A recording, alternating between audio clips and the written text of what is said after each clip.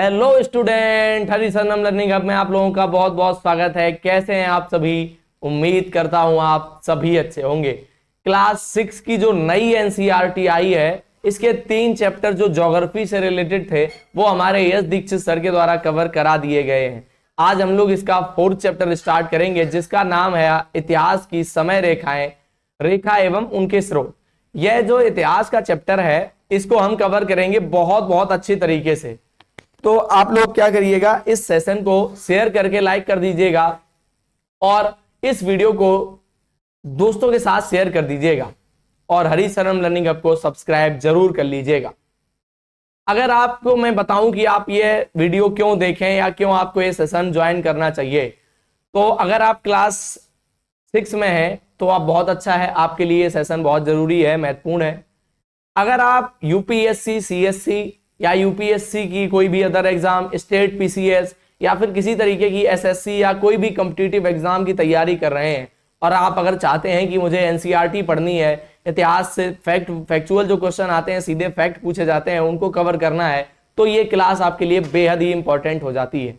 ठीक है, चलिए हम लोग बहुत ज्यादा इधर उधर की बातें किए बिना इस क्लास को शुरू करते हैं ताकि हम लोग चीजें अच्छे से समझ सकें। बेसिकली इस चैप्टर का जो नाम है वो रहेगा आपके इतिहास और उसके साथ इतिहास की समय रेखा। मतलब इतिहास की हम लोग क्या देखेंगे, टाइमलाइन। क्या देखेंगे? इतिहास की टाइमलाइन देखेंगे। उसके साथ इतिहास के जो स्रोत होंगे, जो स्रोत मतलब जो सोर्स होंगे।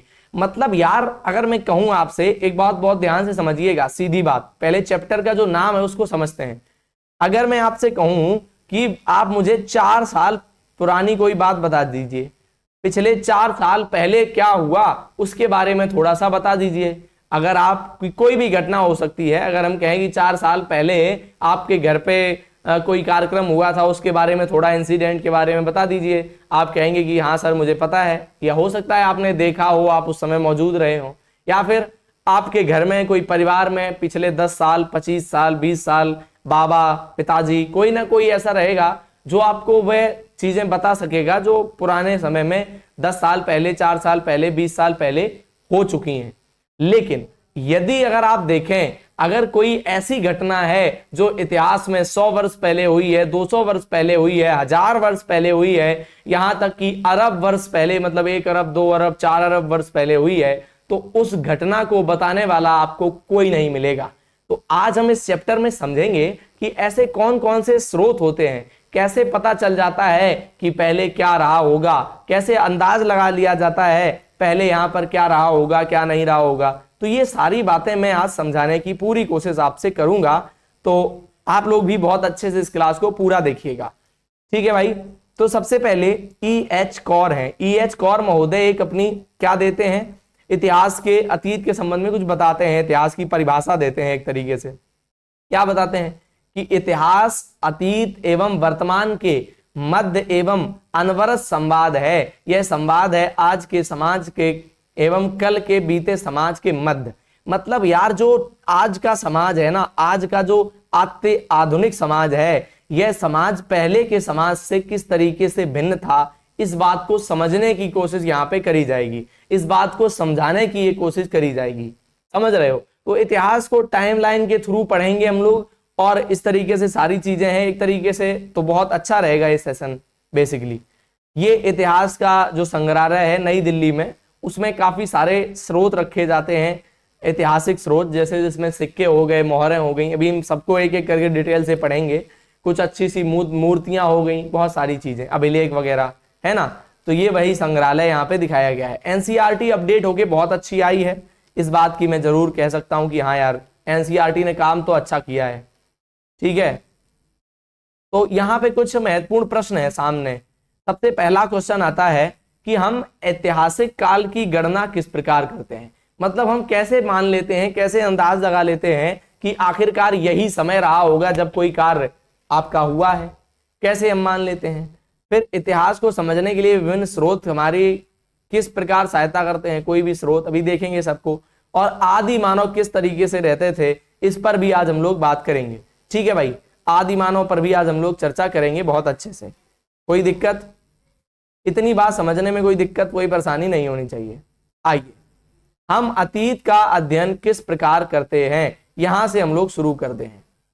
आपको विज्ञान की कक्षा में पता चलेगा कि पृथ्वी का एक बहुत ही लंबा इतिहास है, जिसमें से हम मानवों का इतिहास नवीनतम और बहुत छोटा है। यार मतलब क्या हुआ, पृथ्वी की जो उत्पत्ति है वो बहुत समय पहले हो चुकी है। वैसे अगर मैं बात करूं तो पृथ्वी की उत्पत्ति लगभग आज से 4.5 या 4.5 मिलियन ईयर अगो, 4.5 अरब साल पहले मानी जाती है। यार इतने पहले पृथ्वी निर्माण हो गया था, पृथ्वी की उत्पत्ति हो गई थी। उसके बाद मानव का इतिहास अगर आप देखें तो मानव का इतिहास कोई पुराना इतिहास नहीं है, बहुत समय नहीं हुआ है मानव को पृथ्वी पर आए हुए। इससे पहले डायनासोर का राज हुआ करता था, ये सारी कहानियां आपने सुनी होंगी, तो ये सत्य है। तो मानव बहुत ज्यादा पुराना इतिहास नहीं रखता है, लेकिन पृथ्वी बहुत ज्यादा पुरानी है। तो हम ये सब कुछ अब यहां से समझेंगे टाइमलाइन के थ्रू। ठीक है मेरे भाई, कहां से देखेंगे भाई, टाइमलाइन के। चलते हैं यार थोड़ा सा टाइमलाइन की ओर। ये बहुत ध्यान से समझने योग्य टाइमलाइन आपके सामने दिखाई दे रही है, बहुत अच्छी लग रही है। फिलहाल एनसीईआरटी ने जो काम किया है वो बहुत सराहनीय है। ठीक है मेरे भाई, यहां पे दिखा रहे हैं 4.54, ये पॉइंट दिख रहा होगा ना, 4.54 मिलियन ईयर अगो, 4.54 अरब वर्ष पहले ये पृथ्वी को दिखाया है। मतलब पृथ्वी की उत्पत्ति यहां पर होती है। टाइमलाइन कहां से यहां तक जा रही है, तो एकदम से शुरुआत की जब आप बात करें 4.54 अरब वर्ष पहले पृथ्वी की उत्पत्ति होती है। क्या पृथ्वी की उत्पत्ति के साथ पृथ्वी पर जीवन आ गया था? अगर आप पृथ्वी की उत्पत्ति को, अगर आपको ये स्टैंडर्ड क्लास में है, अच्छे से कंपटीशन की तैयारी कर रहे हैं, पृथ्वी की उत्पत्ति को समझना चाहते हैं, तो ज्योग्राफी की श्रृंखला यश दीक्षित सर चला रहे हैं भैया, कंप्लीट ज्योग्राफी बैच। आप वहां से जुड़कर वो सारी चीजें बहुत अच्छे से कवर अप कर सकते हैं। ठीक है, लेकिन हम बात कर रहे हैं यहाँ पर ऐतिहासिक परिप्रेक्ष्य से चीजों को देखने समझने की, इसलिए हम ज्यादा डीप वहां नहीं जाएंगे कि पृथ्वी के बारे में। समझ रहे हो मेरी बात? तो पृथ्वी की उत्पत्ति के साथ एक क्वेश्चन आता है, क्या पृथ्वी की उत्पत्ति के साथ ही पृथ्वी पर मानव आ गया था? इस क्वेश्चन का सीधा सा जवाब रहेगा जी नहीं। पृथ्वी की जब उत्पत्ति होती है उसके बाद भी मानव को करोड़ों वर्ष लग जाते हैं इस पृथ्वी पर आने में। इसका पूरा ये टाइमलाइन दिखाया गया है, बहुत अच्छे से समझिएगा। जो प्रथम कोशिकाएं हैं, जो प्रथम कोशिका की उत्पत्ति है, फिर एक कोश की जीव रहे पृथ्वी पर, तो इसकी जो टाइमलाइन है वो आप यहां से देख सकते हैं। ठीक है, इसके बाद फिर वातावरणीय ऑक्सीजन, जब यहाँ पे समुद्र में कुछ कोशिकाएं डेवलप हुई, कुछ स्ट्रक्चर जब डेवलप हुए, फिर उन्होंने क्या किया, ऑक्सीजन का उत्सर्जन प्रारंभ किया। और जब उन्होंने ऑक्सीजन का उत्सर्जन प्रारंभ किया तो धीरे धीरे ऑक्सीजन की मात्रा क्या हुई, एटमॉस्फेयर में आ गई। तो इसमें भी लगभग 2.33 अरब वर्ष पहले ये ऑक्सीजन वायुमंडल में आनी शुरू हुई। तो ये कुछ फैक्चुअल इंफॉर्मेशन है जो आपके लिए उपयोगी हो सकती है भाई। समझ रहे हो क्या बात को? कोई दिक्कत तो नहीं है इतने समझने में? आगे बढ़ते हैं। अब यहाँ पे जीवाणु जो है, जीवाणुओं की उत्पत्ति लगभग अब से 1 अरब वर्ष पहले हुई है, 1 अरब वर्ष पहले हुई है। फिर यहाँ पे स्पंज और कवक आते हैं, ये स्पंज और कवक। तो स्पंज और कवक की अगर आप बात करेंगे तो इनकी उत्पत्ति भी आज से लगभग 600 करोड़ वर्ष पहले हुई है, 600 करोड़ वर्ष पहले हुई है। अगर मैं आपको दिखाना चाहूं, जो यहाँ पे 2 कलर दिखे ना, ये अरब को अरब वर्ष पूर्व की बात करेगा। इतना जो कलर ये यहां से यहां तक हम लेके गए हैं, ये पूरा अरब की बात करेगा। फिर जो डार्क ब्लू कलर है वो आपकी करोड़ की बात करेगा, और फिर उसके ऊपर आप वर्षों की बात करेंगे, केवल और केवल साल, मतलब ईयर्स की बात है। ठीक है, फिर आता है ये प्रवाल की बात। जो प्रवाल का डेवलपमेंट है वो 700 करोड़ वर्ष पहले की बात कर रहा है। फिर इधर 500-600 करोड़ वर्ष के बाद मछली का, जो मछली की कोशिका मछली कशेरुकी का जो है वो जन्म होता है। कशेरुकी मछली मतलब एक कोशिकी या 2 कोश की थोड़ी सी एक मछली की स्ट्रक्चर बननी शुरू हो गई। फिर उभयचर कीट होते हैं जो उनका जो है जन्म हुआ। फिर शार्क मछली आ गई लगभग, ये अगर आप देखें तो अब से कम लगभग 150 या 100 या 150 कह सकते हैं, 150 या 250 ईयर अगो, 400 या 250 ऐसे कुछ अंदाज लगा सकते हैं। फिर सरीसृप डायनासोर आ गया। तो अब से लगभग 300 करोड़ वर्ष पहले ये डायनासोर का राज हुआ करता था इस पृथ्वी पर। तो ये भी आप समझ सकते हैं। पक्षी फिर आने शुरू हुए, स्तनधारी आने शुरू हुए। अब से लगभग 100 वर्ष पहले मधुमक्खियां भी फिर इस पृथ्वी पर खूब बड़ी मात्रा में आनी शुरू हो गई, है ना। थोड़ा ज्यादा स्किप हो गया। तो ये इस तरीके से यार चीजें रही हैं, ये इस तरीके से चीजें नहीं है। फिर यहाँ पे आदि मानव लगभग यहाँ पे सालों में आप देख सकते हैं लगभग अब से ये 10 इकाई दाई सैकड़ा हजार, तो इकाई दाई सैकड़ा हजार 10,000 साल पहले यहाँ पे आदि मानव की उत्पत्ति, फिर अग्नि की खोज, फिर ये होमोसेपियंस आ गए जो मानव है आज का, फिर ये लेखन की प्रक्रिया जो अगर आप समझें तो लगभग 6,500 यानी कि 6500 साल पहले अभी ये लेखन की प्रक्रिया शुरू हुई है। मतलब लिखना हम लोगों ने शुरू कर दिया, पढ़ना हम लोगों ने शुरू कर दिया। तो ये टाइमलाइन बहुत अच्छे से आपको चीजों को एक्सप्लेन करती है यार, समझाती है, ठीक है। अगर आप यहाँ पे देखें ये रीप्रिंट 2025-6 है, जो 25-26 का जो नया एडिशन है ये नई एनसीईआरटी है, ठीक है। तो ऐसा मत समझना कि सर पुरानी कुछ लेके आ गए, नई है बिल्कुल एकदम से। अब हम आगे बढ़ते हैं। अनेक लोग पृथ्वी के इतिहास का अध्ययन करते हैं, बहुत से लोग पृथ्वी के इतिहास का अध्ययन करते हैं। कुछ लोग पृथ्वी की सतह के नीचे रहस्यों को जानने की प्रशिक्षित किए जाते हैं। तो इस तरीके से इसको बांटा गया है कुछ लोगों में। सबसे पहला चित्र आप देख रहे हैं ये एक भूवैज्ञानी है, फिर एक चित्र है जीवाश्म वैज्ञानिक का, फिर एक चित्र है मानव वैज्ञानी है, फिर एक पुरातत्व विज्ञानी है। इनकी प्रॉपर डेफिनेशन आपको नीचे दी गई है, अभी मैं पढ़ने को आपको दे दूंगा, पढ़ लीजिएगा। लेकिन मैं अगर बात करूं इनको समझने की, तो यार जो भूवैज्ञानी होगा वो पृथ्वी के, जैसे ये देखिए जो यहाँ पे महोदय सर कोई भी दिखाया गया है जो चित्र, वो एक रॉक को उठाए हुए हैं, एक पत्थर के टुकड़े को लिए हुए हैं, उस पत्थर के टुकड़े को समझने की कोशिश कर रहे हैं कि यार किस तरीके का स्ट्रक्चर है ना। तो ये एक भूवैज्ञानी है जो पत्थर के टुकड़े से समझने की कोशिश कर रहे हैं। इसके बाद जीवाश्म विज्ञानी है, ये जीवाश्म का अध्ययन करते हैं। जीवाश्म अर्थात ऐसी चीजें होती हैं, ये ऐसे व्यक्ति हैं जो मरे हुए, जो मतलब 1000 साल पहले कोई जीव मृत हो गया, मर गया, उसके बाद उसके शेष अवशेष बचा है, कंकाल बचे हैं, उनका अध्ययन करते हैं। मतलब जो जीवित लोग पहले थे, जीव थे, उनके मृत होने के बाद जो लाखों करोड़ों वर्ष बाद इस पृथ्वी पर उनके अवशेष बचे हैं, उनका अध्ययन करते हैं, वो जीवाश्म वैज्ञानी होते हैं। मानव वैज्ञानी लोगों के पास जाकर वहां की ऐतिहासिक बातों को समझने की और इस सब चीजों की कोशिश करते हैं। मतलब आपके पास आएंगे, आपसे पूछेंगे कि आप यहाँ कितने वर्षों से रह रहे हैं, आपके यहाँ सबसे बुजुर्ग व्यक्ति कौन है जो उस समय के चीजों को साक्षात बता सके। फिर वह उस समय से पहले के लोगों की कहानियों को समझने की कोशिश करते हैं कि हाँ वो किस तरीके का। एक बात आपको मैं बताऊं, साहित्य में या फिर लोगों की जो बातचीत होती है, लोगों का जो बताने का तरीका होता है, लोग उसी तरीके की परिकल्पनाएं करते हैं जिस तरीके के समाज में वो लोग रहते हैं। इसका एक बहुत सरल सा उदाहरण मैं अगर आपको देना चाहूं, आप किसी छोटे बच्चे से 2 बच्चों से पूछिएगा तुलनात्मक रूप से। एक बच्चा होना चाहिए, मतलब एक गरीब परिवार में है, साधारण परिवार में उसका जन्म हुआ है और बेसिक स्कूल जाता है, अपने सरकारी गवर्नमेंट कॉलेज में जाता है, या और भी मतलब थोड़ी सी कम ही स्थिति में रह रहा है। उससे आप किसी एक विषय के बारे में कोई पर्टिकुलर राय लीजिएगा, कुछ पूछिएगा, और फिर उसी विषय के बारे में एक अच्छे व्यक्ति से पूछेगा जो कहीं बाहर रह रहा है, वो अच्छे स्टैंडर्ड स्कूल में जा रहा है, ठीक है, कॉन्वेंट स्कूल में पढ़ रहा है, मतलब एक अच्छे व्यक्ति, अच्छे तरीके की शिक्षार्थी समाज में रहने वाले व्यक्ति से पूछेगा उस बच्चे से, तो दोनों में जो बताने की सिमिलरिटी होगी वो नहीं मिलेगी आपको। दोनों में उसके सामाजिक परिप्रेक्ष्य की चीजें आपको झलकती हुई दिखाई देंगी, है ना। तो ये आप देख सकते हैं लोगों के द्वारा भी अंदाजा लगाया जाता है। तो ये कौन हो गए, मानव वैज्ञानी हो गए। फिर पुरातत्व वैज्ञानी कौन होते हैं सर? पुरातत्व का मतलब है, पुरा मीन्स होता है पुराना, तत्व मतलब पदार्थ, मतलब पुराने पदार्थ जो पड़े हैं। मान लीजिए 100 करोड़ वर्ष पहले या 10,000 साल पहले का कोई अवशेष मिल गया है, कोई पत्थर का टुकड़ा है जिस पर कुछ विशेष तरीके से लिखा गया है, कोई पत्थर का टुकड़ा है जिस पर इस तरीके से कुछ भाषा अपनी उनकी लिखी हुई है। अब ये पुरातत्व विज्ञानी क्या करेंगे, उस पत्थर के टुकड़े को उठा के लाएंगे, कोशिश करेंगे कि इस पर क्या लिखा है पढ़ लिया जाए। ये सारा काम पुरातत्व विज्ञानी करते हैं, ठीक है भाई। तो ये उनकी डेफिनेशन दी गई है कि भूवैज्ञानी क्या होते हैं, जीवाश्म वैज्ञानी क्या होते हैं, मानव वैज्ञानी क्या है, पुरातत्व विज्ञानी क्या है। तो आप इनको अगर आप चाहें तो पढ़ सकते हैं, लेकिन हमने आपको उम्मीद है कि समझाया है तो समझ में तो आया होगा, ठीक है, कोई दिक्कत।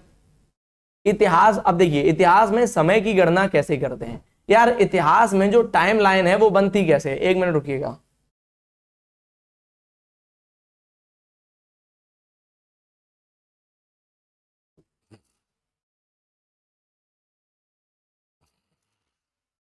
सॉरी, इतिहास में जो समय है, जो टाइमलाइन है, समय की गणना कैसे करते हैं। तो प्रत्येक समाज में एक संस्कृति के पास समय की गणना करने के लिए अपनी अपनी प्रणालियां रही हैं। मतलब इसका क्या मतलब है, जैसे मान लो एक ये व्यक्ति है, एक कोई अलग व्यक्ति है, तो यार ये व्यक्ति अपना टाइमलाइन अलग तरीके से डिसाइड करेगा और ये व्यक्ति अपना टाइमलाइन अलग तरीके से डिसाइड करेगा। तो दोनों की सामाजिक आर्थिक मान्यताएं अलग हैं। कोई कहेगा किसी व्यक्ति के नाम पर, जैसे ईसा मसीह के नाम पर चलता है। अब कोई कहेगा कि विक्रम संवत की बात करेगा, तो उनका अपना विक्रम संवत के आधार पर चलता है। ठीक है, तो ये सब अपने अपने सामाजिक मान्यताओं और प्रणालियों के हिसाब से काम होता है। किसी व्यक्ति की विशेष का जन्म अथवा किसी शासक के शासन, हाँ ये जो जन्म की बात कर रहा है ना, किसी व्यक्ति विशेष का जन्म, ईसा मसीह की बात कर रहा है। और शासक के शासन, ये राजा विक्रमादित्य की बात कर रहा है, विक्रमादित्य सेकंड। ठीक है, उनकी बात कर रहा है। आरंभ, एक नए युग का आरंभ। इस तरीके से ये अंदाज लगा के यहाँ पे क्या किया जाता है, अध्ययन किया जाता है। ठीक है मेरे भाई, ये समझ में आई बात। अब हम लोग देखते हैं यार, सामान्यतः यहाँ पे देखो, सामान्यतः ग्रेगोरियन कैलेंडर तिथि पत्र का उपयोग होता है। साथ ही त्योहारों और तिथियों की गणना मांगलिक कार्यों के लिए हिंदू, मुस्लिम, यहूदी, चीनी आदि तीर्थ पत्रों द्वारा भी की जाती है। यार जो मांगलिक कार्य का मतलब हुआ, कुछ अच्छा कार्य करने जा रहे हैं, तो उन्होंने कहा कि अपने हम हिंदू पंचांग में, मुस्लिम पंचांग में, मुस्लिम का जो भी वो रहता हो, यहूदी या चीनी, तो वो सब अपने अपने अनुसार चेक करते हैं कि हाँ यार कैसा समय चल रहा है क्या नहीं है। अगर इसमें आप बात करें कि किसी विशिष्ट धर्म का कैलेंडर या किसी विशिष्ट जाति का, ऐसा बहुत ज्यादा मतलब नहीं देखा जाता। अपने अपने अनुसार सभी लोग अपना अपना ट्रेडिशन फॉलो करते हैं। ठीक है, कोई एक व्यक्ति का सभी लोग फॉलो करना शुरू कर दें, ऐसा कम ही रहता है। ठीक, पश्चिम में सामान्यतः ईसा मसीह के जन्म के आधार पर कैलेंडर का आरंभ माना जाता है। हाँ, ईसा मसीह ने बताया था, तो इसे ईडी कहते हैं। मतलब ईसा मसीह के जन्म से पूर्व की बात करेगा, ईसा मसीह के जन्म के बाद की बात करेगा। तो जब ईसा मसीह के जन्म की बात करेगा तो उसे हम लोग ईसा पूर्व या ईसवी कह देते हैं। ठीक है, कॉमन एरा अथवा सीई कहा जाता है। उदाहरण, भारत में 1947 में स्वतंत्र हुआ, तो इसे हम 1947 ईस्वी कहेंगे। कभी कभी सन 1947 भी कह देते हैं। हाँ ठीक है, या इसे सीई भी कहते हैं, अंग्रेजी में सीई भी कहते हैं। यार इसको मतलब ऐसे समझो, ये आपको ऐसा लिखा मिलेगा, थोड़ा सा स्पेस हम ढूंढ लें, एक सेकेंड। हाँ यहाँ पे आ जाओ। ये आपको कैसा मिलेगा यार, जब लिखा मिले ईसा, ऐसे ईसा पूर्व इतना लिखा मिलेगा, कहीं कहीं लिखा मिलेगा, सॉरी एक सेकेंड, इसको हम थोड़ा सा साफ कर दें। ये नहीं, ये कैसा लिखा मिलेगा, यहाँ पे लिखा मिलेगा ईसवी, केवल ईसवी। अब ये ईसा, ये ईसवी का मतलब ईसा, और ये पू का मतलब पूर्व, मतलब ईसा मसीह के जन्म से पूर्व, ईसा मसीह के जन्म से पूर्व। और ये ईसवी जब लिखा मिलेगा तो हम कहेंगे ये ईसा मसीह के जन्म के बाद की बात कर रहा है, यानी कि ईसा मसीह के जन्म से, है ना। अभी सन 2025 चल रही है, तो हम कहते हैं सन 2025 ईस्वी, सन 2025 ईस्वी। ठीक है, ये बात है। तो उदाहरण के लिए 1560 संवत्सर पूर्व गौतम बुद्ध के जन्म की अनुमानित तिथि है। क्या आप गणना कर सकते हैं कि उनका जन्म आज से कितने वर्ष पूर्व हुआ होगा, आज से कितने वर्ष पूर्व हुआ होगा। तो यहाँ पे इसका जो कैलकुलेशन है वो दिखाया गया है, अब यहाँ पे दिखाया गया है, अभी हम चलेंगे वहां सीधा। ठीक है, अब यहाँ पे देखो, विश्व में शैल चित्रकारी के प्रथम साक्ष्य, ये देखो 40,000 संवत्सर पूर्व, 40,000 संवत, ये क्या कहेंगे, संवत पूर्व। ये अब की बार नया इसमें एनसीईआरटी में करा गया है विक्रम संवत के आधार पर। तो ये जो डबल सा लिखे है ना, ये इसका मतलब होगा संवत्सर पूर्व। इसका क्या मतलब होगा 300 संवत्सर पूर्व। इसका क्या मतलब होगा 14,000 संवत्सर पूर्व। तो ये हिमयुग को इधर इंगित कर रहा है। और विश्व में जो शुरुआती शैल चित्रों के उदाहरण हैं वो आज से लगभग 40,000 संवत्सर पूर्व दिखाई देते हैं। ठीक है, इतनी बात समझने में कोई दिक्कत नहीं होनी चाहिए, है ना। चलो भैया और आगे बढ़ते हैं। हाँ, इस पाठ पुस्तिका में हमने BCE मतलब बिफोर ईसा मसीह के जन्म से पहले की बात करेगा। तो ईसा मसीह के जन्म से पहले को सामान्य रूप से इन्होंने क्या दिखाया है, संवत पूर्व दिखाया है। ये पॉइंट याद रखना, इन्होंने इसको किसमें बदल दिया है, BCE को किसमें बदल दिया है, संवत्सर पूर्व में बदल दिया है। और देखो ऐसी मतलब ईस्वी को किसमें बदल दिया है, संवत में बदल दिया है। जब केवल तुम्हें ऐसा लिखा मिल जाए सा और फिर ऐसा वाला सा, तो मत समझ लेना ये ईस्वी कह रहा है, इतने ईस्वी, है ना।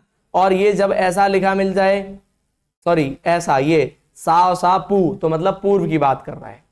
तो हम इस प्रकार गणना सरल होती है, परंतु इससे सामान्य समस्या रहती है। जैसे ग्रेगोरियन तिथि पत्र के में कोई शून्य के रूप में चिन्हित नहीं किया गया है, और संवत्सर एक संवत्सर पूर्व के तुरंत बाद आता है, 2 संवत्सर पूर्व से लेकर 2 संवत्सर तक एक समय रेखा बनाई गई है, और जिसमें पिछले 3 वर्षों के शून्य को दिखाया गया है। अच्छा, अब इसको थोड़ा सा समझने की कोशिश मेरे साथ करिएगा, 1 सेकंड रुकिएगा, 1 सेकंड, हाँ ठीक, इसको थोड़ा सा हमारे साथ समझने की कोशिश करिएगा यार।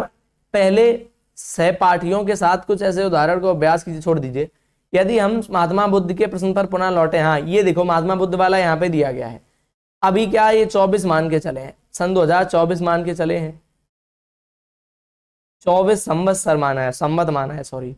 तो महात्मा बुद्ध का जन्म ये कह रहे हैं 560, क्या हुआ 500, 1 सेकंड ऊपर चला जाऊं, 560 संवत्सर पूर्व हुआ है, और प्लस अभी कितना चल रहा है, कह रहे हैं 2024, इसमें इन्होंने कर दिया है -1 और कैलकुलेट करके निकाल दिया है भैया 2583। तो 2583 ईयर अगो, 2583 वर्ष पहले तब इस तरीके की बातें नहीं होंगी। तब महात्मा बुद्ध के जन्म की जो परिकल्पना है, या महात्मा बुद्ध का जन्म जो है हुआ रहा होगा।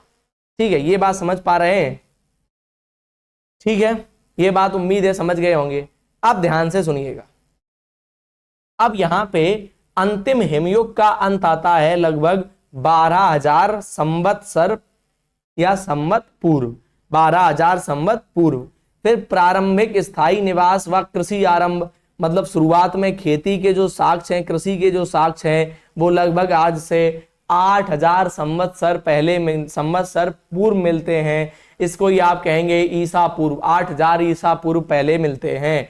तांबे के प्रथम धातु कर्म का आरंभ कैसे कब हुआ, तो ये 4,000, इधर 6,000 के नीचे भारतीय उपमहाद्वीप पर मिट्टी के बर्तन बनाने की तकनीकी विकसित हो गई थी, तो ये 6,000 पूर्व। फिर 4,000 वर्ष पूर्व क्या हुआ है, इसके नीचे दिया गया होगा, 1 सेकेंड, हाँ, मोसोपोटामिया में संसार का प्रथम नगर, हाँ संसार में जो नगरीकरण है, पहले नगर जो शुरुआत हुए होंगे वो मोसोपोटामिया की सभ्यता में लगभग 4,000 वर्ष पूर्व ही शुरू हुए होंगे।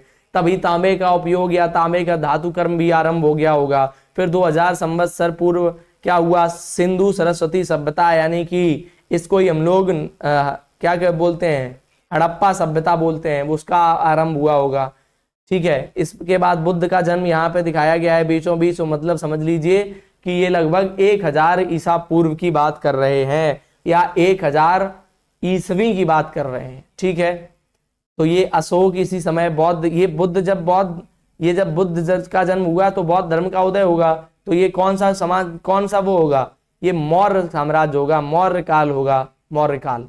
ठीक है, 2000 संवत्सर, 2000 संवत, यानी कि हम इस काल खंड में हैं 2000 संवत। 2000 संवत का मतलब है 2000 ईस्वी, 2000 ईस्वी। अभी हम 2000 ईस्वी में तो ये है 2025 चल रहा है ना। तो ये 2025 तक इन्होंने एक टाइमलाइन दिखाई है, ये उपयोगी टाइमलाइन है, इसका स्क्रीनशॉट जरूर ले लीजिएगा। ठीक है, आगे बढ़ रहे हैं यहां से। ठीक, अब यहां से आगे एनसीईआरटी कह रही है, क्लास आधी हो चुकी है लगभग, तो परेशान मत होइएगा, कि इस प्रकार घटनाओं को चिन्हित करने के लिए समय रेखाएं सुविधाजनक है। अब यहाँ पे जो हमने अभी टाइमलाइन देखी उसको बहुत ध्यान से अगर आप समझें, ऑब्जर्व करें, तो एक बात आपको निकल के सामने आती है। जो टाइमलाइन है वो अब की बार एनसीईआरटी में बहुत अच्छे तरीके से रिप्रेजेंट करती दिखाई गई है। टाइमलाइन के द्वारा हम चीजों को बहुत आसानी से समझ पाते हैं। टाइमलाइन देख के हम अगर एक बार टाइमलाइन याद कर लें तो भूलते ही नहीं है ना। तो टाइमलाइन एक उपयोगी चीज है और अब की बार एनसीईआरटी ने खुद ही टाइमलाइन हम लोगों को दी हुई है पढ़ने के लिए, ठीक है। तो यही बात यहाँ पे करी गई है, टाइमलाइन कितनी उपयोगी है। अब एक और टाइमलाइन यहाँ पे दिखाई गई है। सबसे पहले अतीत और भविष्य के बीच की बातें हैं। तो 500 संवत्सर पूर्व मतलब 560 सॉरी, तो मतलब 560 ईसा पूर्व भी कह सकते हैं, ठीक है। 560 ईसा पूर्व महात्मा बुद्ध जी का जन्म होता है। इसके बाद ईसा मसीह का जन्म, तो ये ईसा मसीह का जन्म महात्मा बुद्ध के जन्म के बाद होता है ना। फिर 2000 संवत्सर, तो लगभग हम अभी इसी वर्तमान समय की बात कर रहे हैं। 2000 संवत मतलब 2000 ईस्वी की बात कर रहे हैं। और भविष्य मतलब निकटवर्ती भविष्य में हम ऐसे ही आगे बढ़ेंगे तो भविष्य में किस तरीके की चीजें रहेंगी उसको अभी क्वेश्चन मार्क है। भविष्य आगे किस तरीके से बढ़ेगा उसके ऊपर अभी क्वेश्चन मार्क बिल्कुल बिल्कुल सही है, बना हुआ है, ठीक है।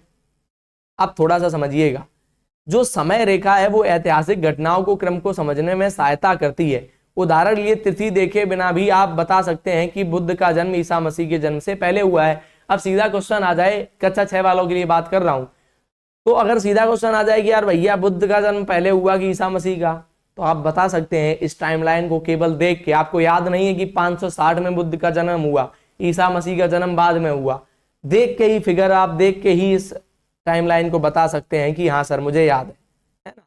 तो ये सारी बातें हैं। अब ध्यान रखने योग्य कुछ यहाँ पे बातें हैं, जैसे शताब्दी क्या होती है। शताब्दी मैं पहले बता दे रहा हूँ फिर इसको पढ़ूंगा।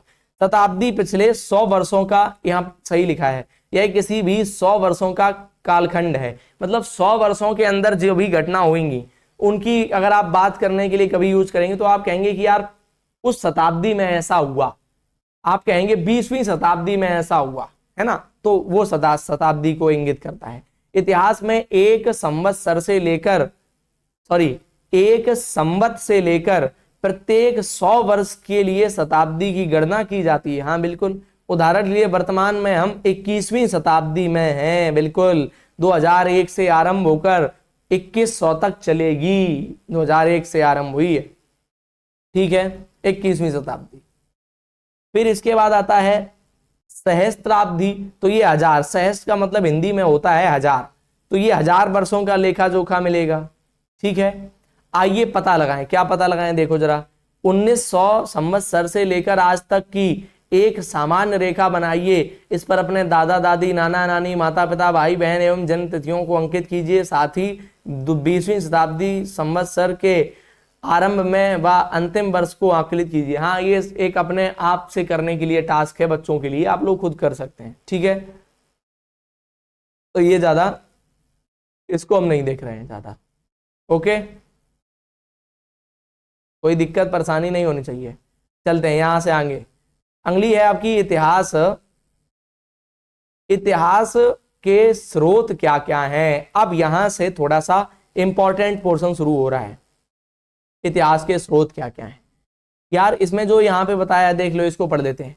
क्या आप अपने माता एवं पिता के परिवार की 3 पीढ़ियों की जानकारी एकत्र कर सकते हैं। अपने माता पिता, दादा दादी, नाना नानी, परदादा परदादी, परनाना परनानी की वंशावली बनाइए।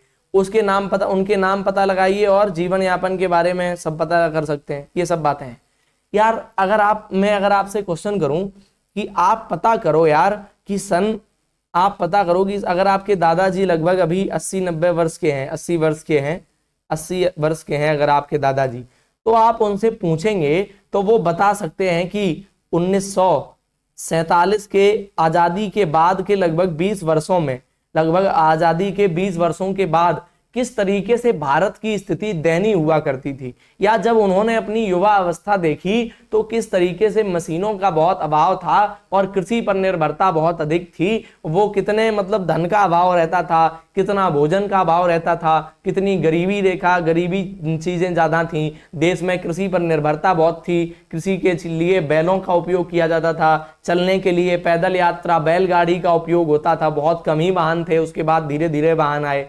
तो वो सारी बातें आपको वो बता सकते हैं। लेकिन अगर उनके पहले की और हम 100 साल पहले की, अभी हम 1947 के 20 वर्ष बाद तक की बात कर रहे हैं, अगर हम बात करने लग जाएं कि सर सन 1700 ईस्वी की बात बताओ, 1700 ईस्वी की, तो अब 1700 ईस्वी की बात बताने के लिए कोई व्यक्ति जीवित नहीं बैठा है 1700 ईस्वी से। लेकिन उस समय क्या हुआ, उस समय लेखक थे तो उन्होंने 1700 ईस्वी की बातें लिखी, कुछ विदेशी लेखक भी आए, उन्होंने भी यहाँ की बातें लिखी, तो सर हम उनको पढ़कर समझ सकते हैं, इसकी समस्या हल हो जाएगी। लेकिन अब अगर मैं कहने लग जाऊं कि पृथ्वी की जब उत्पत्ति हुई तो उसी समय की बातें बताओ यार, तब कौन बताने वाला होगा, है ना। तो इसके लिए हम ऐतिहासिक स्रोतों को समझते हैं, ऐतिहासिक स्रोत क्या होते हैं उनको जानते हैं, वो स्रोत हमें मदद करते हैं कि उस समय की स्थिति क्या रही होगी इस बात को जानने में। वो स्रोत क्या करते हैं भैया, मदद करते हैं पहले की स्थिति को जानने में। अब अगर मैं आपसे एक छोटा सा क्वेश्चन यहाँ कर दूं तो फिर बहुत इंटरेस्टिंग हो जाएगा, या क्वेश्चन कहूं या मैं कहूं कि एक आपको फैक्ट बता दूं। जब भी आप इतिहास को पढ़ते हैं तो इतिहास को 3 तरीके से पढ़ा जाता है, इतिहास को 3 तरीके से कहें या 3 पार्ट में, 3 भागों में पढ़ा जाता है। ये लिस्ट की उन्होंने जो लिस्ट बताई थी ये उसी बनाने की बात कर रहा है। इतिहास को 3 तरीके से पढ़ा जाता है। पहला होता है प्राचीन, दूसरा इसके बाद मध्य, और तीसरा होता है प्राचीन, मध्य, नवीन, या फिर इसको कह सकते हैं आधुनिक। ये जो इतिहास का वर्गीकरण आप देख रहे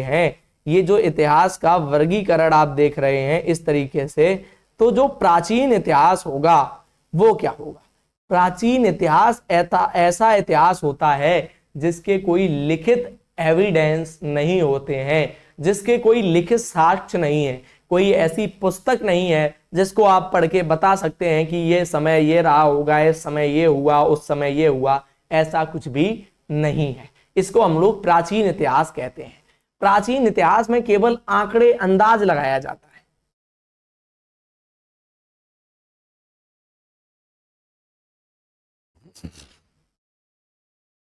जुकाम है थोड़ा, इसलिए बार बार पानी पीना पड़ रहा है और गले में खराश भी है, ठीक है। तो प्राचीन इतिहास में यार बार बार क्या करना पड़ता है, प्राचीन इतिहास में बार बार आंकड़े या अनुमान लगाए जाते हैं। आप समझना, मान लियो, एक बात समझो, ये सब मैं नहीं करा रहा हूं, ये सब खुद तुम्हारे लिए, तो ये हटा दो।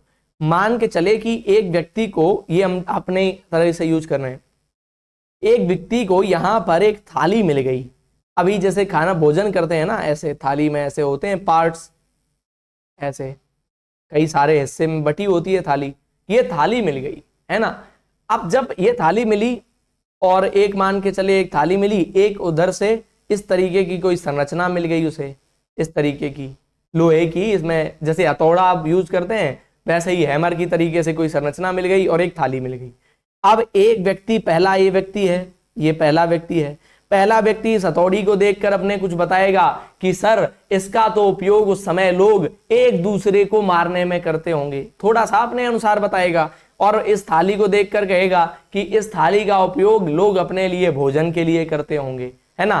फिर एक दूसरा व्यक्ति आएगा, दूसरा व्यक्ति कहेगा नहीं नहीं, इस वाले जो ये थाली है ना, इसका उपयोग लोग क्या करते थे, भोजन के लिए थोड़ी करते थे। वो कहेगा इसका उपयोग लोग लोहे को कूटने के लिए करते थे, जानवरों को भगाने के लिए करते थे, या कुछ बताएगा। वो कहने लग जाए कि खेत को जोतने के लिए करते थे, अपने अनुसार कुछ बताएगा, है ना। फिर इस थाली के लिए वो हो सकता है अपना कुछ नया मत दे दे, वो कहेगा कि यह थाली विशेष थाली होती थी, इसका उपयोग लोग तभी करते थे जब इनके यहाँ कोई सांस्कृतिक कार्यक्रम होता था, वैवाहिक कार्यक्रम होता था, रिश्तेदार घर आते थे तब यूज करते थे, खुद के लिए नहीं करते थे। तो कोई ये, अच्छा, अब वो वास्तव में वो व्यक्ति जब इस समय जो जिनकी ये थाली और चीजें मिली हैं, वो व्यक्ति इनका क्या यूज करते थे यह बता पाना बिल्कुल संभव ही नहीं है। ये तो अनुमान है किसी इतिहासकार के कि हाँ ये ऐसा हो सकता है, वो ऐसा हो सकता है, ठीक है। तो ये आप समझ सकते हैं कि मतलब अनुमान है, जो प्राचीन इतिहास है उसमें सारी अवधारणाएं होती हैं, लोग अपने अनुसार मनगढ़ंत बातें बनाते हैं, ठीक है, ये बात है। मध्यकालीन जो इतिहास होगा इसके लिखित अभिलेख भी मिलते हैं, जो पत्थरों पे लिखे जाते हैं, शिलालेख भी मिलते हैं, अभी समझेंगे। और जो आधुनिक इतिहास होगा इसके बढ़िया से विवरण मिल जाएंगे आपको, लेखकों के अच्छे विवरण मिल जाते हैं, तो ये सबसे ज्यादा प्रमाणिक माना जाता है। आधुनिक इतिहास सबसे ज्यादा प्रमाणिक होता है, जबकि मध्य इतिहास उससे कम प्रमाणिक होगा। और प्राचीन इतिहास तो पूरी तरीके से अवधारणाओं पर ही विकसित होता है, अवधारणाओं पर ही बुनियादी या बना हुआ होता है। वो तो अवधारणाओं के बलबूते ही चलता है।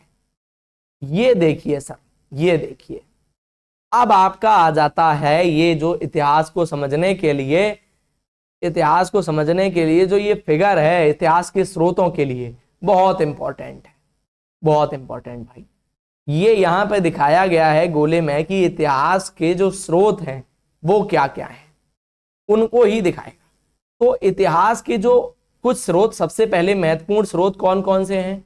पहले सबसे महत्वपूर्ण ये है, पहला मौखिक स्रोत एक हो सकता है, दूसरा हो सकता है साहित्यिक स्रोत, दूसरा हो सकता है, तीसरा हो सकता है पुरातात्विक स्रोत, तीसरा हो सकता है, चौथा हो सकता है कलात्मक स्रोत। तो ये तो 4 स्रोत मुख्य स्रोत है, 4 स्रोत मुख्य स्रोत है।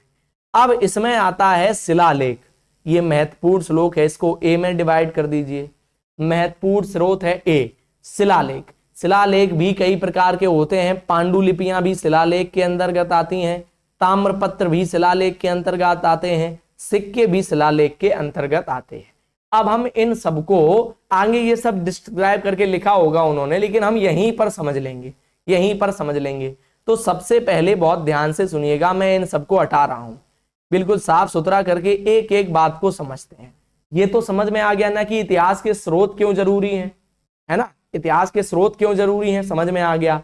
अब हम ये समझ रहे हैं कि इतिहास के स्रोत हैं कौन कौन से, ठीक है। ये सब आपको याद नहीं रखने हैं, जो इंपॉर्टेंट है उनको याद कर लीजिएगा, बाकी आप छोड़ के भी जा सकते हैं, लेकिन समझना जरूरी है ना। तो देखो, पहला है शिलालेख।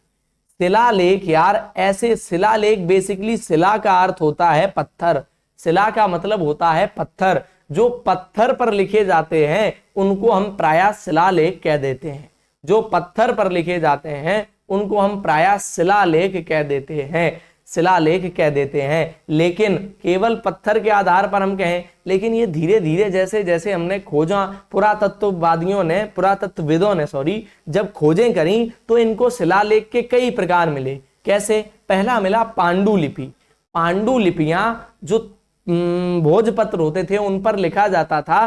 पांडुलिपि ऐसी लिपि होती थी जो मतलब एक तरीके से नकल के रूप में करी जाती थी, नकल के रूप में लिखी जाती थी, है ना।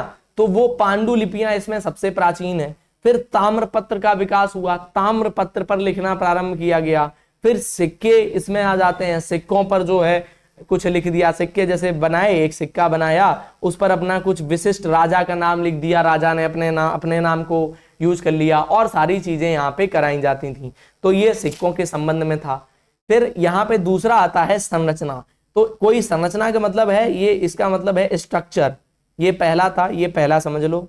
ये दूसरा संरचना, स्ट्रक्चर। जैसे कोई स्मारक मिल गई, मकान मिल गया, घर मिल गया, मंदिर मिल गया, भवन मिल गया, महल मिल गया, ये सारी चीजें। कुछ टीले मिल गए, टीले मिल गए किस तरीके के, वो अपने विशिष्ट आकृति, उस समय की चीजों को बताने का, उस समय के इतिहास को बताने का प्रयास करेंगे, है ना। तीसरा इसमें है महत्वपूर्ण उत्खनन।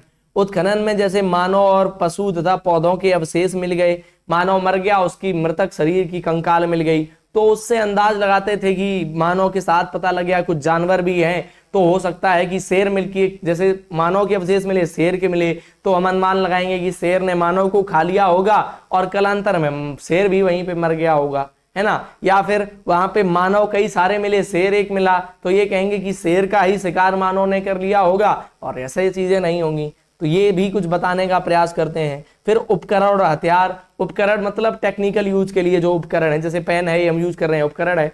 तो उपकरण और हथियार, जैसे बचने के लिए, रक्षा के लिए, शिकार के लिए हथियार, तो उनसे भी अंदाजा लगाते थे।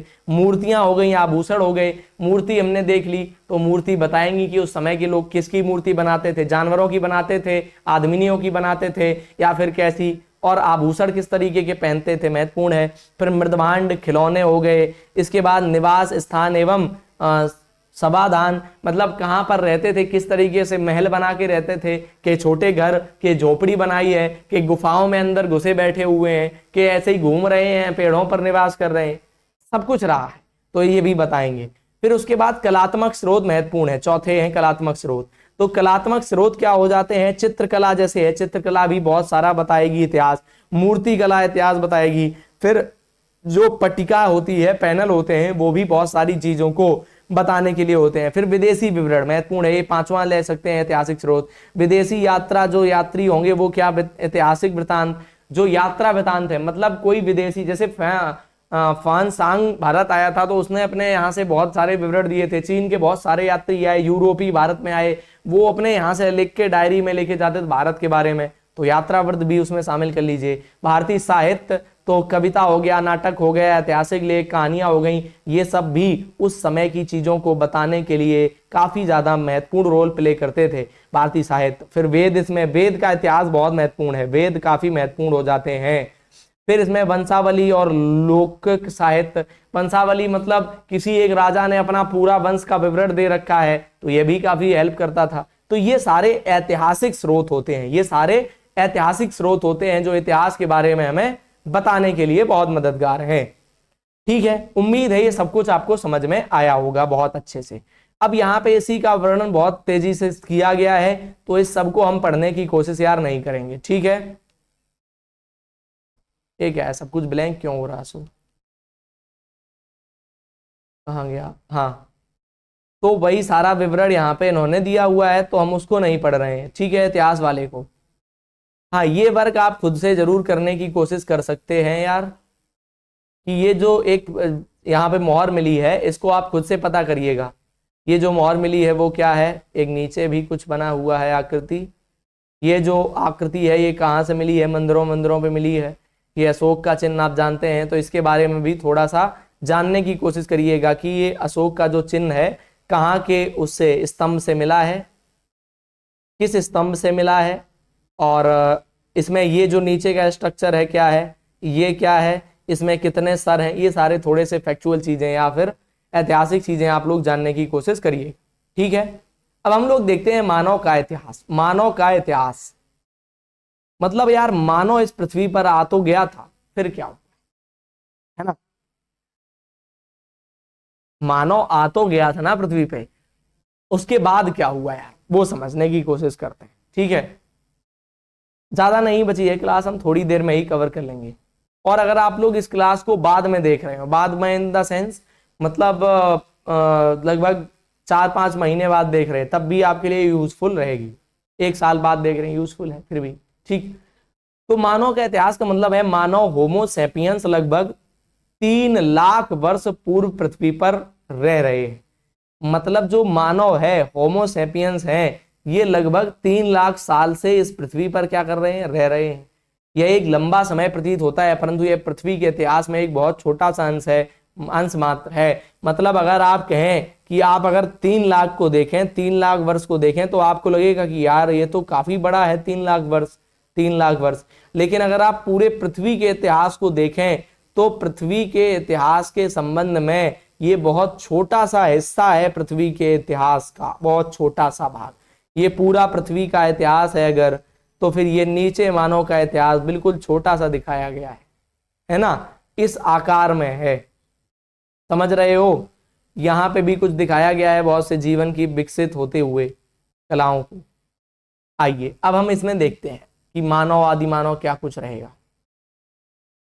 आइए पता लगाएं। जो अब यहाँ पे ध्यान सुनिए, हाईलाइट करते चल रहे हैं हम। आदिवासी को प्रकृति से अनेक चुनौतियों का सामना करना पड़ा।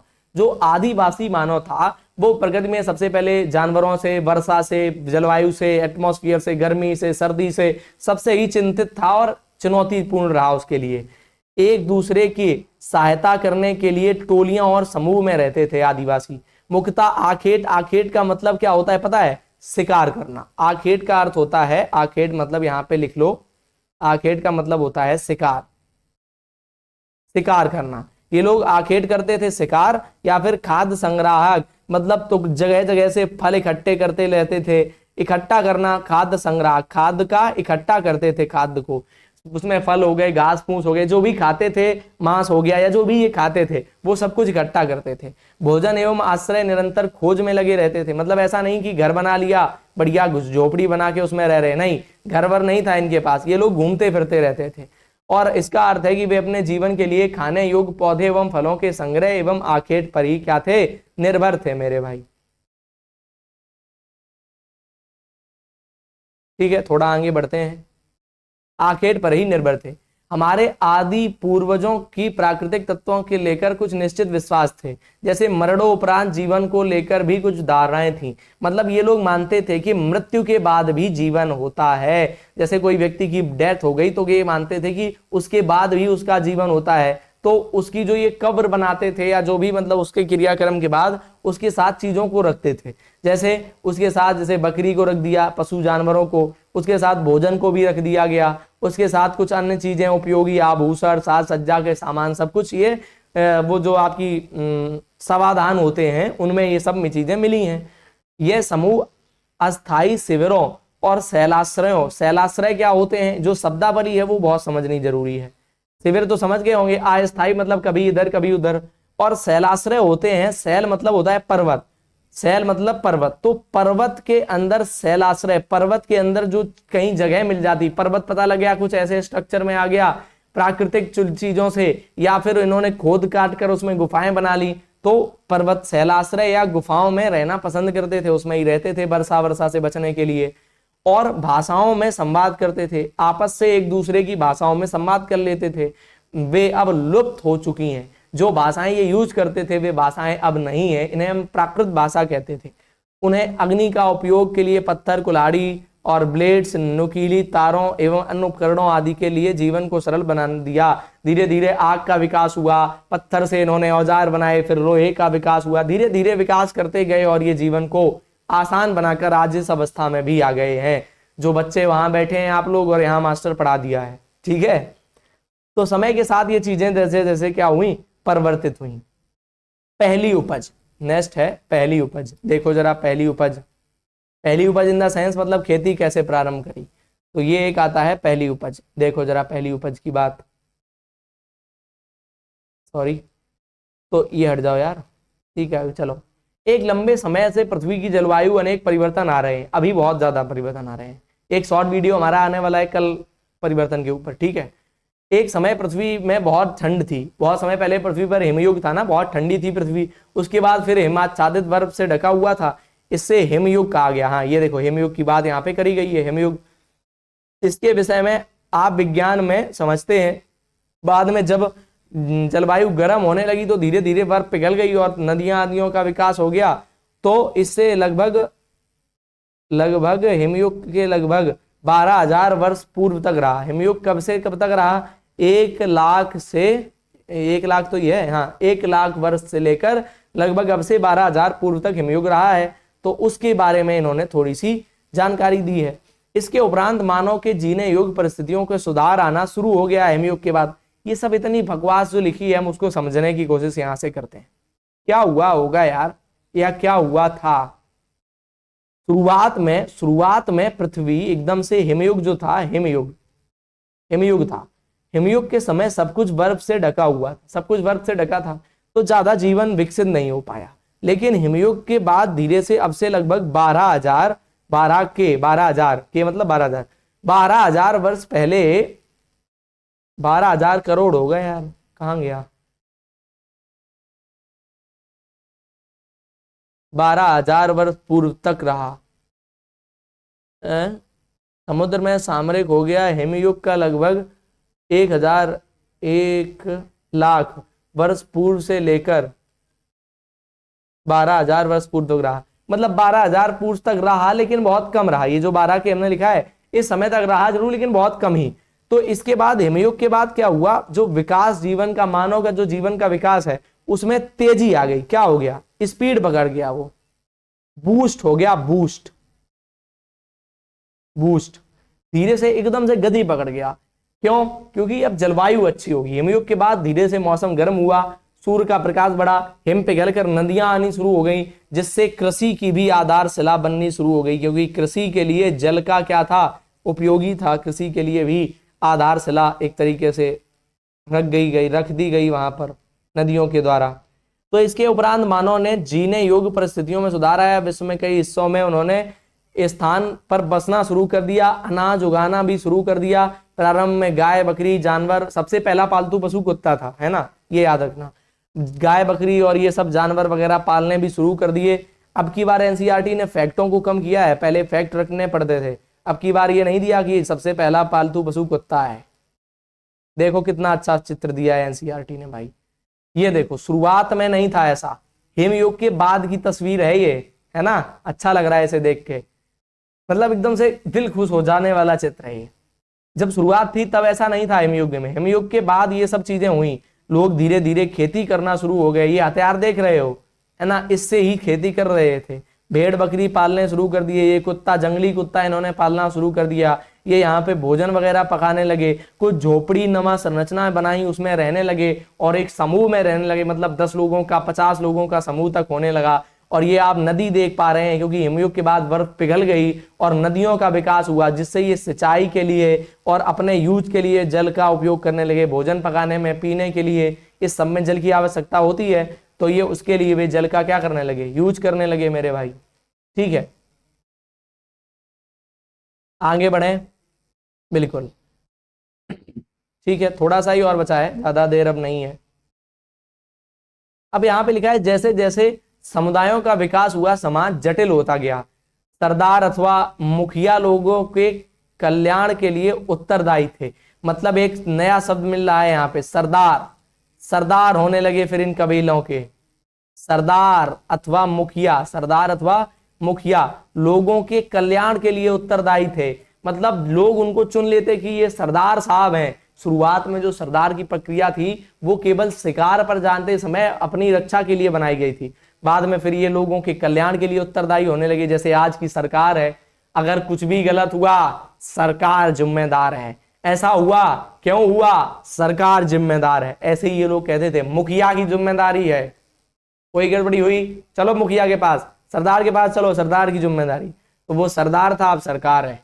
ठीक है, उदाहरण के लिए निजी स्वामित्व का भाव नहीं था और समुदाय के रूप में काम करते थे।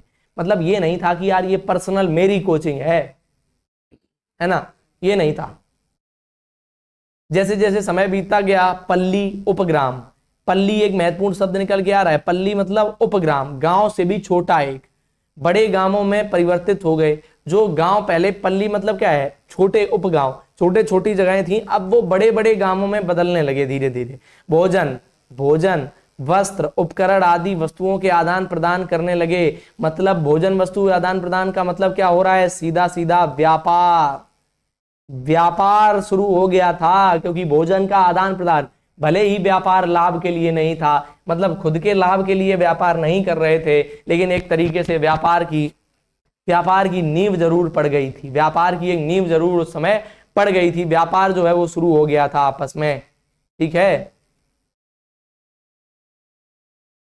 अध्याय 6 में हम देखेंगे कि चरणों से किस प्रकार से सभ्यता के उदय का मैं योगदान दिया। अब हम देखेंगे अध्याय 6 में कि किस तरीके से एक जो सभ्यता पूरी विकास हुआ, या ऐसे समझो जो सभ्यता का पूरा विकास हुआ, इसमें इन चरणों का मतलब शुरुआत में हिमयुग के बाद कैसे तापमान बदला, उसके बाद कैसे उसने पशु पाला, कैसे आग की खोज के बाद जीवन बदल गया, कैसे पशुओं को पालने के साथ जीवन बदल गया, कृषि की उपज के साथ जीवन बदल गया।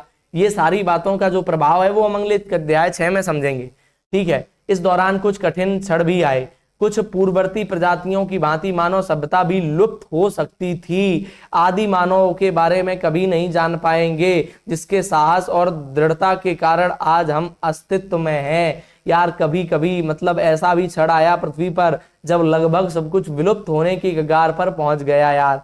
जैसे सिंधु सभ्यता के बारे में अगर मैं थोड़ा बताऊं, सिंधु घाटी की जो सभ्यता है या हड़प्पा जो सभ्यता है, सिंधु घाटी सभ्यता, उसके बारे में आज भी नहीं कहा जा सकता कि यह व्यवस्था कैसे खत्म हो गई, कैसे एक बड़ा सभ्य समाज, ये नगरी सभ्यता थी, सिंधु घाटी सभ्यता नगरीय सभ्यता थी, तो ये किस तरीके से बड़ी अच्छी नगरी सभ्यता, ऐसी नगरी सभ्यता थी, मतलब ऐसे इस तरीके से एक रोड इधर गई है, ऐसे रोड गई है ये, और यहाँ पर इनके घर बने होते थे। बिल्कुल एकदम एग्जैक्ट 90 डिग्री पर इन्होंने सड़कों का निर्माण किया था। भारत की सड़कें देख लो वर्तमान में, पता लगा एक ऐसी गली गई है, ये ऐसी, और इधर से ही ऐसी जुड़ गई है इसमें, ये इधर चली गई है, ये इधर चली गई है, और ऐसे बीच में घर बने हैं, है ना। लेकिन उन्होंने 90 डिग्री पर सड़कें बनाई हुई थी और बिल्कुल विकसित एक सभ्यता, नगरी सभ्यता थी। और इसका अंत कैसे हो गया कुछ भी नहीं कह सकते। तो कुछ समय क्षण ऐसे भी आए मानव के इतिहास में जो लगे, जिसमें ये लगा कि अब सभ्यता समाप्त हो सकती है। तो अब हम लोग अध्याय 6 में इसके बारे में ये कह रहे हैं कि आगे पढ़ेंगे, ठीक है। तो ये कुछ प्रश्न है यहाँ पे, अगर आप ये करना चाहें तो ये भी थोड़ा सा देख ही लेते हैं। क्लास आपकी चैप्टर फिनिश हो चुका है, जो भी जाना चाहें वो जा सकते हैं, जो रुकना चाहें वो रुक सकते हैं, ठीक। एक परियोजना के रूप में अगर, एक सेकेंड, एक परियोजना के रूप में अपने आसपास उपलब्ध इतिहास के स्रोतों का उपयोग करते हुए परिवार का इतिहास लिखिए। ये नहीं, ये यूजेबल नहीं है। क्या हम इतिहासकारों की तुलना में जासूसों से कर सकते हैं? अपने उत्तर को समर्थन के कारण के साथ लिखिए। हाँ, एक तरीके से कह सकते हैं जासूस तक, बिल्कुल जासूस की तरह इसके से ही होते हैं, क्योंकि आपने यहाँ पर कुछ भी पाया, ये कुछ भी आपको मिला, तो तुरंत ये इतिहासकार क्या करेंगे, उसके कुछ बिंदु, उससे कुछ रिजल्ट निकाल लेते हैं। पता लगा 6 रिजल्ट निकाल ले, उन्हें अवधारणाएं बना ली, अच्छा ये तो ऐसे यूज करते होंगे। इनको एक गिलास मिल गया, उनको एक ऐसा बर्तन मिला जो अब के गिलास के समान है, बड़ा है थोड़ा सा, ये लोग कहेंगे अच्छा ये गिलास ही होगा, लेकिन उस समय मानो इतना बड़ा था कि इतना बड़ा गिलास लेके पानी पी रहा था। समझ रहे हो? मतलब ये हास्यप्रद बात है, लेकिन ये ऐसे ही करते हैं, अवधारणाएं निकालना शुरू कर देते हैं। तिथियों के समय साथ कुछ अभ्यास, ये कुछ समय के दिए गए हैं जिसके साथ आप कुछ थोड़ा सा इधर उधर खेल सकते हैं। समय रेखा में निम्नलिखित तिथियों को काला अनुक्रम के साथ लगाइए। जैसे 323 संवत्सर ईसा पूर्व संवत और 323 संवत्सर पूर्व। तो इसमें जो 323 संवत्सर पूर्व होगा वो पहले आएगा, इसके बाद टाइमलाइन में ये आएगा 323 संवत। क्यों? क्योंकि ये पूर्व मतलब इससे पहले की बात है और ये अभी की बात है। समझ रहे हो? ये है, तो ऐसा आप कर सकते हैं इसको। तो ये यहाँ से इसमें 1-2 क्वेश्चन और है। किसी निकट संग्रहालय में भ्रमण की योजना बनाइए। हाँ, ये भी क्वेश्चन वैसा नहीं है कि इसमें, अब की बार मैं एक बात से जरूर निराश हूं, जो ये क्वेश्चन दिए गए हैं ना, ये ऐसे क्वेश्चन नहीं है, ये ऐसे क्वेश्चन नहीं है जो एग्जाम की दृष्टिकोण से महत्वपूर्ण हो। पहले ऐसे क्वेश्चन होते थे एनसीईआरटी में जिनको पढ़ के लगता है कि हाँ ये वास्तव में यूजुअल है, लेकिन ये अब की बार काफी व्यवहारिक, इस बार जो क्वेश्चन दिए गए हैं व्यवहारिक क्वेश्चन है, काफी व्यवहारिक क्वेश्चन है, ठीक है। तो इसका मैं अगर एक ओवरऑल रिवीजन देना चाहूं आपको, रिवीजन अगर मैं आपको देना चाहूं पूरी तरीके से, एक प्रॉपर रिवीजन आपको बताना चाहूं कि आखिरकार इस चैप्टर को पढ़ने में क्या समझ लिया है। कोई अच्छा सा स्लाइड यार लगा लूं बैकग्राउंड में, तब अच्छे से रिवीजन देते बने। क्यों भाई? अभी तो ये लगा लेते हैं, ये वाला। हाँ, अब देखो, एक अगर प्रॉपर रिवीजन में देना चाहूंगी इस पूरी लेक्चर में हमने क्या क्या सीख लिया है, जल्दी से कवर करना चाहूं तो वो इसमें समझ लीजिए जरा सा। इस पूरी लेक्चर में हमने समझ लिया है कि सबसे पहले इतिहास जो हमारा है उसमें टाइमलाइन का यूज कितनी अच्छे से किया जा सकता है।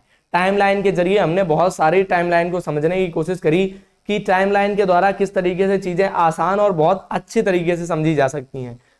तो टाइमलाइन वाला एक बढ़िया सिनेरियो हमें लगा, वो एक महत्वपूर्ण था, अच्छा था। उसके बाद हम दूसरी बात समझ सकते हैं कि टाइमलाइन के बाद जो ऐतिहासिक स्रोत हैं, आखिरकार हम इतिहास का पता कैसे करते हैं, ऐतिहासिक साक्ष्यों का पता कैसे कर सकते हैं। तो ऐतिहासिक स्रोत हैं उनका हमने समझ में आया। फिर पुरातत्वविद क्या होते हैं, भूवैज्ञानिक क्या होते हैं, और ये सारे जो पृथ्वी के बारे में, इतिहास के बारे में अध्ययन करते हैं, उनके बारे में हमने बात करी। फिर हमने देखने की कोशिश करी कि मानव शुरुआत में प्रारंभिक मानव क्या था। तो प्रारंभिक मानव किस तरीके से भोजन आखेट पर निर्भर था और खाद्यों का संग्राहक था और अस्थायी निवास करता था। तो ये सारी बातें हमने कवर करी। फिर हमने अंततः लास्ट में देखा कि मानव ने कैसे धीरे धीरे विकास कर लिया, धीरे धीरे हिमयुग का बाद अंत हुआ। हिमयुग का अंत लगभग आज से 12,000 साल पहले हुआ। तो 12,000 साल पहले, थोड़े उससे पहले जब चीजें सरल हुई, नदियां बननी शुरू हुई, जैसे ही बर्फ पिघली तो नदियों का निर्माण हुआ। उसके बाद धीरे धीरे चीजें क्या होने लगी, बेहतर होने लगी। और इससे उन्होंने विकास कर लिया, आग की खोज कर ली, पहिए की खोज कर ली, आविष्कार कर लिया कह सकते हैं। उसके बाद इन्होंने कुत्ते को पालतू बना लिया, गाय बकरी पालना शुरू कर दिया, भेड़ पालना शुरू कर दिया, खेती मतलब धीरे धीरे कृषि डेवलप हो गई। जैसे ही कृषि डेवलप हो गई, कृषि ने इनको स्थायित्व की ओर लेके चला गया। मतलब कृषि जब करनी है तो लगभग 2 से 4 महीने कृषि को पकने में लगते हैं फसल को। तो फसल के पकने से लेकर मतलब कृषि के निर्माण ने, कृषि के उपजाऊ होने ने, कृषि के आविष्कार ने धीरे धीरे लोगों के स्थायित्व को बढ़ा दिया। ये मजबूर हो गए एक ही जगह पर रहने के लिए। उस समय फिर इन्होंने घर का विकास किया, झोपड़ी का विकास किया। तो ये सारा कार्यक्रम अभी हम कक्षा 6 अध्याय 6 में भी पढ़ेंगे, उसके बारे में एनसीईआरटी ने बताया है। तो ये सारी चीजें हमने बहुत अच्छे से कवर अप कर ली हैं। अब अगर आपको ये वीडियो पसंद आया है तो भैया लाइक जरूर कर दें। मेहनत लगती है एक डेढ़ घंटे की प्रॉपर इसको वीडियो को कवर कराने के लिए। और हरी सनम लर्निंग हब को सब्सक्राइब करके सपोर्ट जरूर करें भाई। और अगला चैप्टर लेके हम जल्दी ही आप लोगों के समक्ष हाजिर होंगे। तब तक के लिए सभी को जय श्री हरि। बहुत बहुत साधुवाद कि आप अभी तक देखते रहे हैं, और बहुत बहुत शुभकामनाएं। आप जो भी कर रहे हैं, जिस भी एग्जाम की तैयारी कर रहे हैं या कक्षा 6 में हैं, तो आप पढ़ते रहिए, मेहनत करते रहिए, और आपके उज्जवल भविष्य के लिए हम यहीं से कामना करते हैं। तो सभी को जय श्री हरि। मिलते हैं हम लोग नई क्लास में, नए दिन पर, नई चीजों के साथ और नई एनर्जी, नए मोटिवेशन के साथ। जय श्री हरि सभी को।